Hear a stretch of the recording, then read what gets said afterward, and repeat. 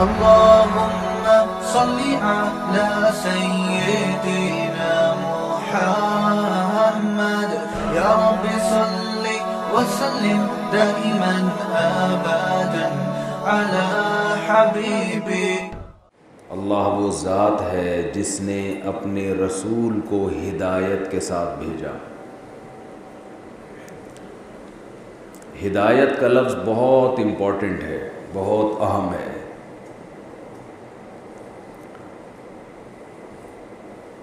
इसलिए कि इंसान की जो पहचान है वो इससे नहीं है कि ये खाता क्या है, ये पहनता क्या है, कैसी सवारी में सफ़र करता है, कैसे घर में रहता है, कितनी शादियां करता है माज़रत के साथ, क्योंकि शादियां जब भी करेगा माज़रत के साथ ही करेगा, इसलिए मैंने माज़रत का लफ्ज़ लगा दिया। कितना पैसा कमाता है, इंसान की असल पहचान इससे नहीं है।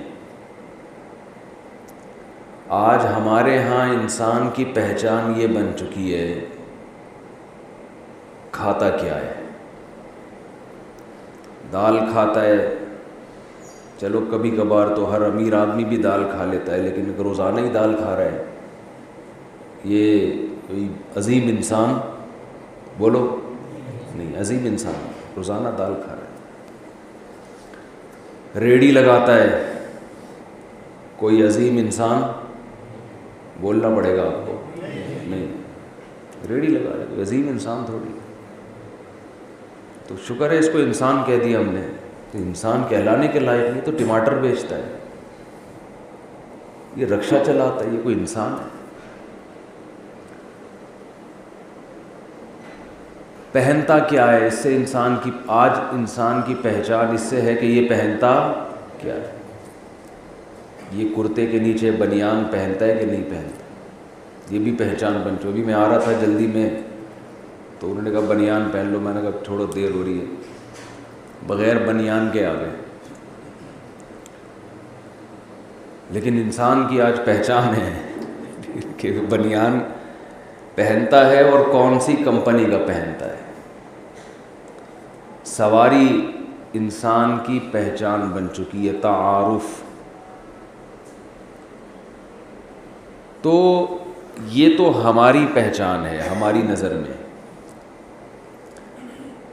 लेकिन अगर ये चीज़ें हकीकत में इंसान का इंट्रोडक्शन होती, इंसान का तारुफ होती, तो ये तो चोरों के पास भी होती हैं, डाकुओं के पास भी होती हैं। बहुत से डाकू बहुत अच्छा ड्रेस पहन के घूमते हैं, बहुत से चोर शक्ल से चोर नहीं लगते, शक्ल से लगेगा बहुत ख़ानदानी लोग हैं। मैं अक्सर बयानात में एक चीज़ कहता हूँ कि चोरों की दो किस्में हैं। There are two types of thieves. चोरों की कितनी किस्में हैं? दो। एक ख़ानदानी चोर और एक घटिया चोर। घटिया चोर वो होता है जो चोरी बहुत थोड़ी करता है, बदनाम बहुत ज़्यादा होता है, हर आदमी उसको कहता है देखो चोर जा रहा है। जैसे कोई मस्जिद से चप्पल चोरी करे, पकड़ा जाए, कितना बदनाम होगा ना, क्या ख्याल है भाई? इंडिकेटर चोरी करके जा रहे होते हैं, चरसी गिलास चोरी कर रहे होते हैं, कहीं कुछ मिल गया, जेब काट ली किसी की, 1000 का नोट आ गया हाथ में, कभी 5000 का नोट आ गया, बहुत ज़्यादा किसी का पर्स आ गया हाथ में, उसमें कितने पैसे होंगे, 20, 30, 40 हज़ार से ज़्यादा तो लेके कोई घूमता नहीं है। ये वो चोर है जो पकड़ा भी जाता है और लोग इसको चोर का लक़ब भी बोलो देते हैं। घटिया चोर। ये कहीं रिश्ता लेने के लिए जाए तो लोग पैगाम कबूल ना करें, भाई तू तो चोर है। वो एक आदमी अपने बच्चों का तारुफ करवा रहा था, इनसे मिलिए ये डॉक्टर हैं, इनसे मिलिए ये मेरा बेटा इंजीनियर है, ये मेरा बेटा पायलट है। चौथे पे उसका मुंह बन गया, कहा ये चोर है। तो उसने कहा इसको निकाल क्यों नहीं देते घर से? कहते कमाता सिर्फ यही है, कमाता सिर्फ यही, इसलिए निकालता नहीं मैं इसको। तो ये जो चोर है इसको ना कोई रिश्ता देगा, ना कोई इज़्ज़तदार महफिलों में ये बैठेगा, ना लोग इसको अपनी तरफ मंसूब करेंगे कि इनसे मिलिए ये मेरा दोस्त है, ऐसा भी नहीं।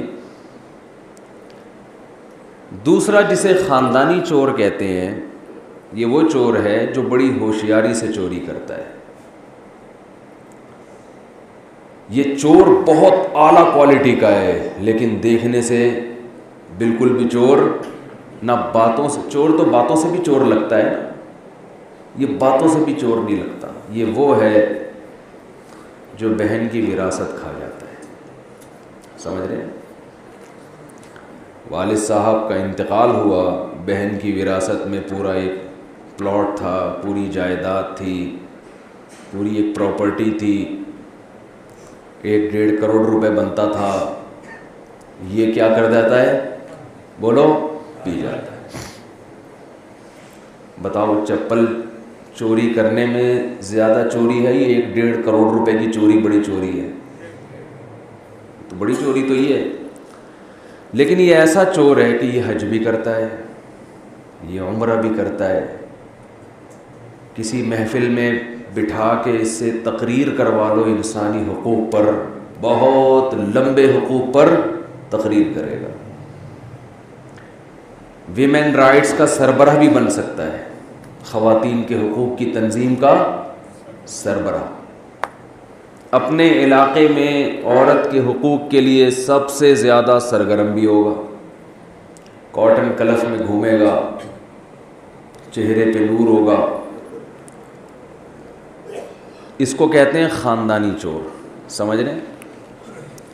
अब देखो, ड्रेस तो इसका आम लोगों से बहुत अच्छा, क्योंकि जब 1 करोड़ बहन के खाएगा तो ड्रेसिंग तो अच्छी होगी ना, गाड़ी भी अच्छी है, घर भी अच्छा होगा। तो मैं ये कर रहा था कि अगर इंसान का गेटअप या इंसान का कि क्या खाता है, क्या पहनता है, हमारे जहनों में ये बहुत बड़ी मिस्टेक आ गई है। जो काफिर जो जहन बना रहा है ना, मुसलमान उसी तरफ आ रहा है। वो लोग खिंजीर खाते हैं, गैर मुस्लिम, हम खा सकते हैं? नहीं खा सकते। चाइना वाले कुत्ते बिल्ली खाते हैं, हम खा सकते हैं? भाई क्यों नहीं खाते हम? मज़हब ने मना किया। मज़हब इजाज़त दे दे अगर तो ठीक है, एक नस्ल तो शायद ना खाए, आदत नहीं है, 2-4 नस्लों के बाद शुरू हो जाएंगे खाना। लेकिन क्यों नहीं खाते? किसकी तरफ से पाबंदी है? मज़हब की तरफ से। तो मज़हब जहां अमली पाबंदियां लगाता है, वहां नज़रियाती पाबंदियां भी लगाता है। आप अपनी मर्जी से अकीदा नहीं बना सकते, आपको इसकी इजाज़त नहीं है।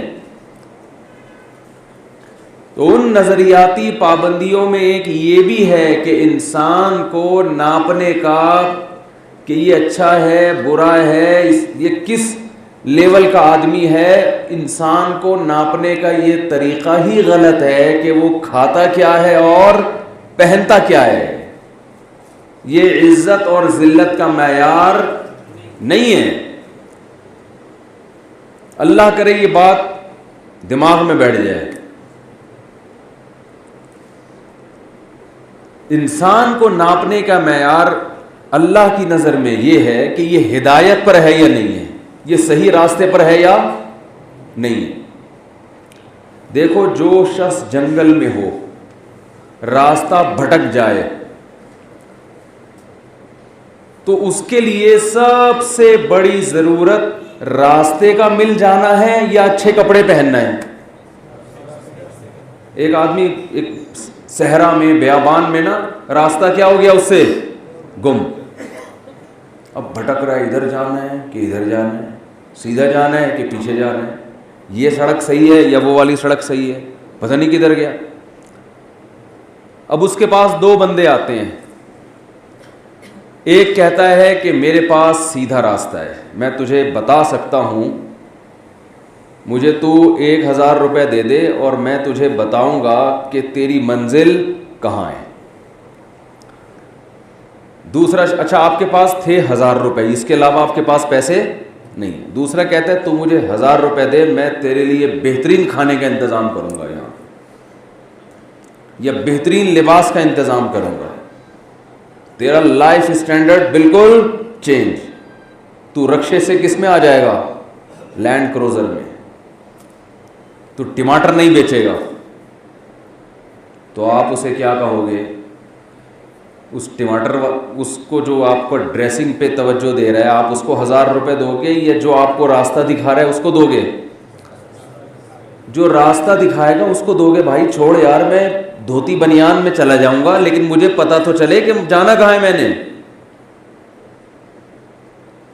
ये फिक्र आपको सहरा में इसलिए थी कि आपने अपने बारे में, आपको यकीन था कि मैं ट्रैवलिंग में हूं, यहां मैंने स्टे बोलो नहीं करना। अल्लाह करे बात समझ में आ जाए। आपको ये पता है कि मैंने यहां स्टे नहीं करना है, मैंने यहां से टुर वंजना है, टुर वंजना कहते हैं ना हिंदी में। यहां से हमने, ये मेरे रहने की जगह नहीं है, यहां से क्या करना है, टुर वंजना है। टुर वंजो कहते हैं ना, टुर गया, यही कहते हैं ना। जुलसी और टुरने में क्या फर्क है? जुलसी का मतलब ये जुलसी, टुरने में क्या होता है, कोई फर्क है? चले फिर आप बाद में इस डिटेल में बता दिए। मतलब टुरने में, टुर गया। तो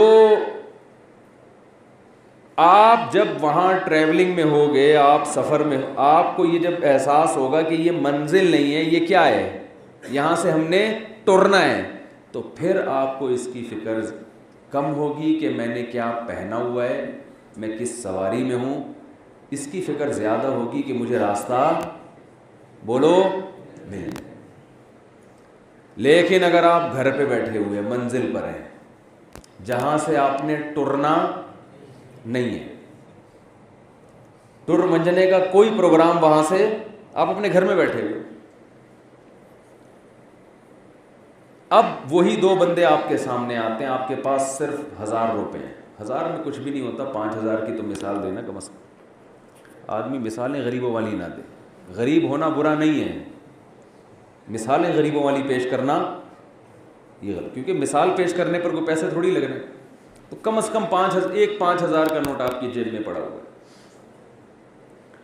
तो अब वही दो बंदे आए, एक ने कहा कि मैं तुझे मंजिल बताऊंगा, तू भटक गया है, 5000 रुपये दे दे। दूसरे ने कहा 5000 रुपये दे, तेरी ड्रेसिंग भी अच्छी कर दूंगा, है भाई, तेरे कमरे में एसी लगवा दूंगा, ये तेरा जो बेड टूटा हुआ है फट्टा लगा के इसको जोड़ दूंगा, तेरे नलके में पानी टपक रहा है वो नलका सही करवा दूंगा। अब आप 5000 किसको दोगे? जो आपकी ड्रेसिंग पे, आपके नलके पे, आपके कमरे को ज़रा अच्छा डेकोरेट कर रहा है, उसको दोगे ना। क्यों?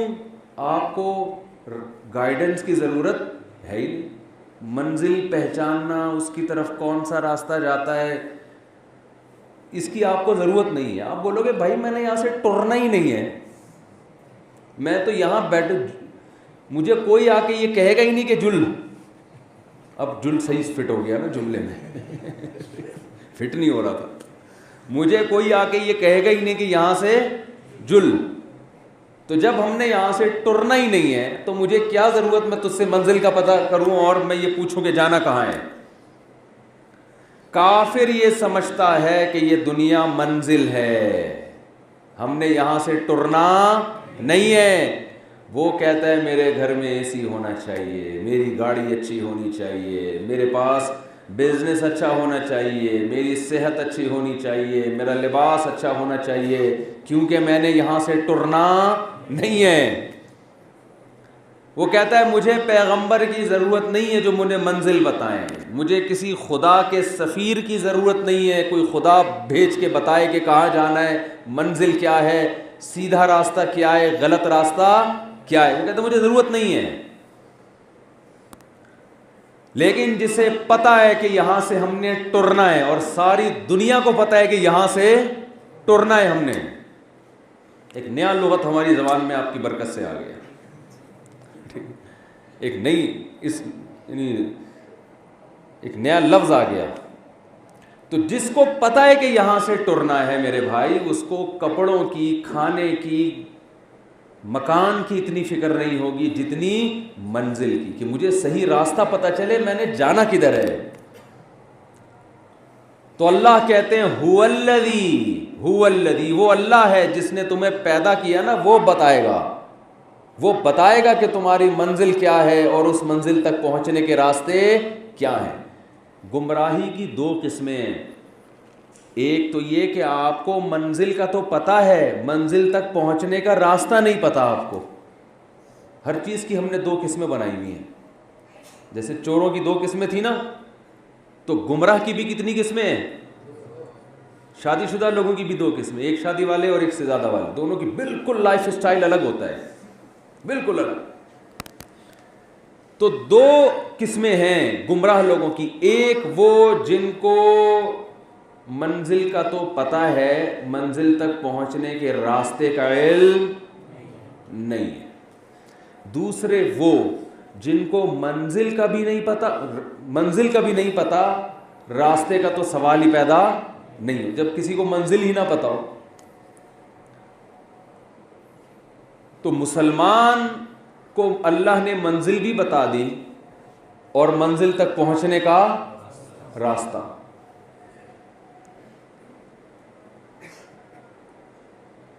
तो हम चूंकि यहां से जाने वाले हैं, दुनिया से हमने सफ़र करना है, तो हमारी ज़रूरत सबसे ज़्यादा क्या है?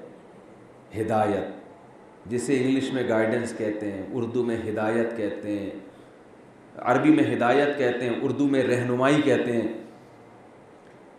तो अल्लाह फरमाते हैं कि ये रहनुमाई तुम्हें किसने दी है? हुवल्लज़ी अरसला रसूलहू, अल्लाह वो ज़ात है जिसने अपने पैगंबर को भेजा, बिल हुदा, उस हिदायत के साथ, उस गाइडेंस के साथ, लियुज़हिरहू अलद्दीन कुल्लिही, ताकि ये तमाम दीनों पर इसको गालिब कर दे। क्या मतलब? ऐसा गाइड करे कि इस गाइडेंस के होते हुए लोग किसी और गाइडेंस की तरफ तवज्जो ना दें, ऐसी खानदानी गाइडेंस हो इसमें। आज ईसाइयत के पास गाइडेंस, बोलो भाई, नहीं है। हिंदू के पास गाइडेंस, उनको नहीं पता मंजिल क्या है, और उसका जब मंजिल ही नहीं पता तो रास्ते, ईसाई को ये पता है कि मंजिल क्या है, रास्ते का इल्म नहीं है। यहूदी को ये पता है कि मंजिल क्या है, रास्ते का इल्म नहीं है। ये आधी गुमराही है। हिंदू को ये नहीं पता कि मंजिल क्या है, और रास्ता तो सवाल ही पैदा, जब मंजिल ही नहीं पता तो रास्ते का क्या इल्म होगा। अहले किताब को मंजिल का इल्म है, रास्ते का इल्म नहीं है। तो वो रास्ता जिस पे चल के हम कामयाब हो सकते हैं, वो रास्ता सिर्फ और सिर्फ किसके पास है? इस्लाम के पास। कुरान में अल्लाह ने इस आयत में उसको बताया, हुवल्लज़ी अरसला रसूलहू, अल्लाह ने वो रास्ता हमें कैसे दिया? रसूल के ज़रिए, अपना कासिद भेज दिया, अपना सफ़ीर भेज दिया, कि सफ़ीर तुम्हें बताएगा कि सही क्या है और गलत क्या है। अब इंसान की पहचान कि ये कामयाब है, इज़्ज़तदार है, नाकाम है या कमतर है, इसकी पहचान इस पर है कि इसके पास वो गाइडेंस है या नहीं है, और ये उस हिदायत पे चलता है या नहीं चलता। जो उस हिदायत के रास्ते पर चल रहा है वो अच्छा इंसान है, जो उस हिदायत के रास्ते से हटा हुआ है वो अल्लाह की नज़र में अच्छा इंसान नहीं है। मुफ्ती तारिक मसूद साहब के बयानात सुनने के लिए youtube.com/मुफ्ती तारिक मसूद को सब्सक्राइब करें, और अगर आप लाइव वीडियो को कभी भी मिस नहीं करना चाहते हैं तो सब्सक्राइब करने के बाद बेल आइकन पे क्लिक करना मत भूलें। जज़ाकल्लाह।